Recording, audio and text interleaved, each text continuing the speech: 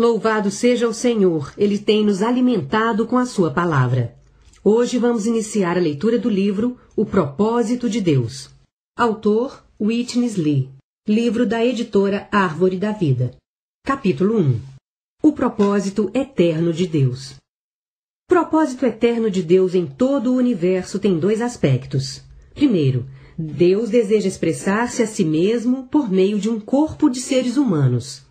E segundo, ele deseja subjugar e dominar seu inimigo. Esta é a razão por que a Bíblia nos diz no início que Deus criou o homem à sua própria imagem e lhe deu seu domínio, a autoridade sobre todas as coisas. Deus criou o homem à sua própria imagem, a fim de que o homem pudesse expressá-lo. E Deus deu ao homem seu domínio sobre todas as coisas, para que o homem pudesse conquistar a terra e subjugar seu inimigo. Portanto, quando chegamos ao final da Bíblia, vemos que existe uma cidade, e a cidade tem a aparência de Deus. A cidade é exatamente igual a Deus. Essa é uma cidade de seres viventes, que juntos formam a expressão coletiva de Deus, a Nova Jerusalém. A Nova Jerusalém é a composição de todos os remidos, edificados juntos como um corpo coletivo para expressar a Deus, trazendo consigo a própria aparência de Deus. Por meio dessa cidade, a terra será totalmente conquistada e todos os inimigos de Deus serão subjugados. O inimigo de Deus será lançado para dentro do lago de fogo. Assim, a Bíblia é concluída com Deus sendo plenamente expresso por meio do seu povo regenerado, transformado e glorificado, e seu inimigo sendo completamente dominado e subjugado. Nosso conceito religioso em oposição à intenção de Deus. Ora, temos de ver como Deus pode cumprir seu propósito. Antes disso, no entanto, tenho de chamar a atenção para uma coisa, diz o autor. Nosso conceito religioso sempre prejudica o propósito de Deus. Esse conceito religioso diz que temos de fazer algo para agradar a Deus, corrigindo-nos, ajustando-nos e aperfeiçoando-nos. Pensamos que temos de fazer muitas coisas boas para agradar a Deus. Esse conceito religioso é prevalecente no cristianismo até nos dias de hoje. Espero que o Senhor nos ajude a lançar fora esse conceito nocivo. O propósito de Deus é divino e sublime. Nenhum ser humano pode cumpri-lo. Você acha que pode cumprir o propósito de Deus? O propósito de Deus certamente consiste em Deus expressar-se a si mesmo. Como você poderia expressar Deus? É impossível. Deus não tem intenção de lhe pedir para fazer essa ou aquela coisa boa. Talvez seja boa aos seus olhos, mas é tão pobre aos olhos de Deus. Quando criou Adão, Deus não lhe disse que ele tinha de fazer certas coisas para agradá-lo ou para glorificá-lo.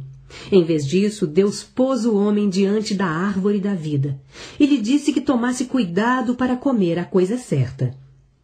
Isso significa que o homem tinha de comer da árvore da vida. Além da árvore da vida, havia outra árvore, a árvore do conhecimento. O homem precisa ter cuidado. Se ele comer a coisa errada, a árvore do conhecimento, certamente morrerá. Não é uma questão de certo ou errado, de bem ou mal. É uma questão de vida ou morte. Se comer a coisa certa, você recebe vida. Se comer a coisa errada, você recebe morte. Deus não tem intenção de pedir que você faça algo certo.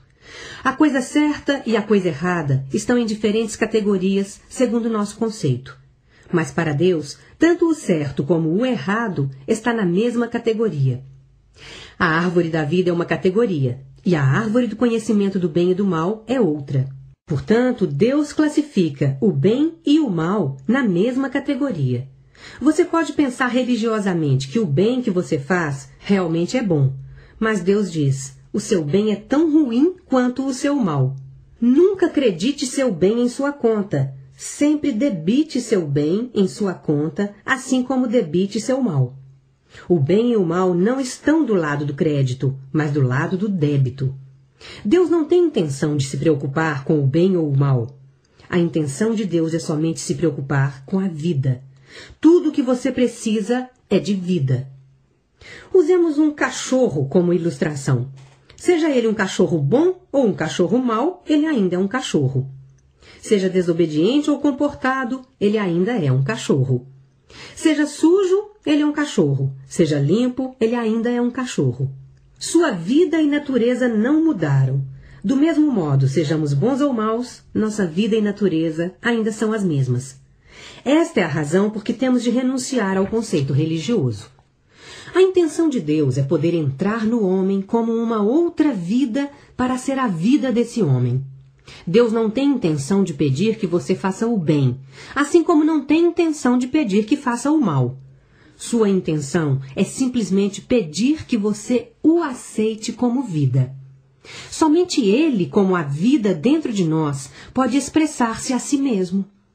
Não podemos expressar Deus. Somente o próprio Deus pode expressar Deus. Precisamos de Deus como nossa vida. Achamos que Deus é alguém que está sobre nós, acima de nós ou atrás de nós para apoiar-nos, ajudar-nos e sustentar-nos. De certo modo, isso não está errado, mas não é a maneira central de Deus. A maneira central de Deus é entrar no homem para ser a vida desse homem. Esta é a razão por que Deus fez com que as coisas fossem tão simples ao colocar o homem diante da árvore da vida. A vida de Deus sendo o centro da Bíblia. Nos 2 primeiros capítulos da Bíblia, a vida é o centro. Eles nos revelam que Deus criou os céus e a terra com milhões de itens. Então, no centro, Deus criou o homem e pôs esta criatura central diante da árvore da vida. Por isso, a árvore da vida tornou-se o centro do universo de Deus no que diz respeito ao homem. A ciência descobriu que a Terra é única no universo. É diferente de todos os outros planetas, porque somente a Terra tem vida. Deus criou os céus para a Terra. Nessa terra, Deus plantou um jardim, e nesse jardim, a árvore da vida é o centro. Portanto, a vida é o centro do universo de Deus. Após ser criado, o homem foi colocado diante dessa árvore da vida, de frente para aquilo que é central no universo de Deus. Nos 2 últimos capítulos da Bíblia, a vida também é o centro. Dentro do novo céu e da nova terra está a Nova Jerusalém. E dentro da Nova Jerusalém, a árvore da vida é o centro. Isso nos mostra que a vida é o centro da Bíblia. O Pai, o Filho, o Espírito e a Palavra sendo vida para nós. O Pai, o Filho, o Espírito e a Palavra são vida. Efésios 4,18 fala da vida de Deus. Diz que os gentios, os incrédulos, estão alheios à vida de Deus. Isso prova que a intenção de Deus é que nós, seres humanos, tenhamos a vida de Deus. É importante que tenhamos a vida de Deus. Que maravilhoso seria se um cachorro pudesse ter a vida de um homem. Se tal coisa pudesse acontecer, isso seria a maior notícia na Terra, e todos iriam querer vê-lo. Sem dúvida, isso não pode acontecer. Mas louvado seja o Senhor, nós, seres humanos, podemos ter a vida de Deus. Deus é o ser divino, o Criador, todo-poderoso, e nós somos apenas criaturas, e ainda assim podemos ter a vida de Deus. O melhor relacionamento que podemos ter com Deus é um relacionamento de vida. Você precisa da vida de Deus, e esta é a intenção de Deus. A Bíblia também revela que Deus, o Filho, é a vida. A vida estava nele. Ele é a vida. E ele veio para que pudéssemos ter vida e a tivéssemos em abundância. Cristo é nossa vida. Quando eu era um jovem cristão, diz o autor, ouvia que Cristo é o nosso Salvador, mas não me disseram que ele também é nossa vida. Cristo, como nosso Salvador, tem por objetivo que o tenhamos como nossa vida. Ele sendo o Salvador não é o objetivo, a vida é o objetivo. Muitos conhecem Cristo como o Salvador, mas de um modo prático e diário, poucos conhecem Cristo como a vida. Deus, o Pai, é a vida para nós, e Deus, o Filho, também é a vida para nós. Precisamos tê-lo como nossa vida. Além disso, Deus, o Espírito, é o Espírito da vida. O Espírito da vida. No cristianismo, as pessoas falam do Espírito Santo como um instrumento ou um poder, mas são poucos os que falam sobre o Espírito como a vida. Falta e ainda está faltando a marca de Deus no cristianismo. muitos falam sobre Cristo como o Salvador e Redentor, mas são poucos os que falam sobre Cristo como a vida. Eles podem falar sobre o Espírito como um poder ou um instrumento para cumprir o propósito de Deus, mas não falam sobre o Espírito como a vida para nós. Romanos 8:2 fala do Espírito da vida. A segunda epístola de Coríntios, capítulo 3, versículo 6, fala-nos que o Espírito dá vida. Deus o Pai é a vida, Deus o Filho é a vida e Deus o Espírito também é a vida. O Deus triuno é a vida para nós. A palavra também é a vida para nós. O cristianismo tem transformado a Bíblia em um livro de conhecimento repleto de ensinamentos, mas na verdade ela é um livro de vida. A Bíblia fala do verbo da vida. Além disso, as palavras que o Senhor nos fala são espírito e são vida. A Bíblia é a palavra da vida, não a palavra do conhecimento ou do ensino.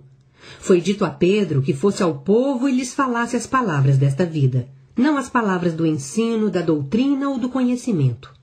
Deus é vida. Deus o Filho é vida. Deus o Espírito é vida. E a palavra é vida. O Deus a quem temos, o Pai, o Filho e o Espírito, é vida para nós. Deus o Pai está no Filho. O Filho é o Espírito. E esse Espírito hoje está dentro de nós, como vida para nós. Deus também nos deu a Bíblia, e este livro sagrado também é vida para nós. Temos o Espírito Santo como vida interiormente, e temos a Bíblia Sagrada exteriormente também como vida. Como recebemos Deus em nós como a vida? Não podemos cumprir o propósito de Deus, porque seu propósito é tão divino e nós somos tão humanos. É impossível que nós, seres humanos, cumpramos o propósito divino. Mas a intenção de Deus é que ele seja recebido por nós como nossa vida. Precisamos ajudar as pessoas a perceberem como podemos receber Deus como nossa vida.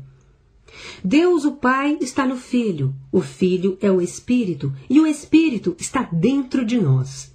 Recebemos o Espírito da vida em nós quando nos arrependemos diante do Senhor, cremos nele e invocamos seu nome. Quando ouvimos o Evangelho, invocamos: ó Senhor Jesus. Fazemos isso porque a Bíblia nos diz que temos de invocar o nome do Senhor. Todo aquele que invocar o nome do Senhor será salvo. Romanos 10:13. Quando ouvimos o Evangelho, muitos de nós tivemos um tipo de desejo de invocar o Senhor. Talvez tenhamos invocado dizendo: ó Senhor Jesus, ó Senhor, ou Jesus Cristo.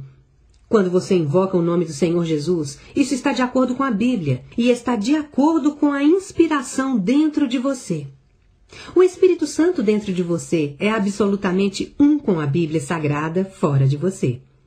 O que você precisa fazer é mesclar o Espírito Santo que está dentro de você com a Bíblia Sagrada que está fora. Você precisa abrir sua boca e dizer do mais profundo: ó Senhor Jesus.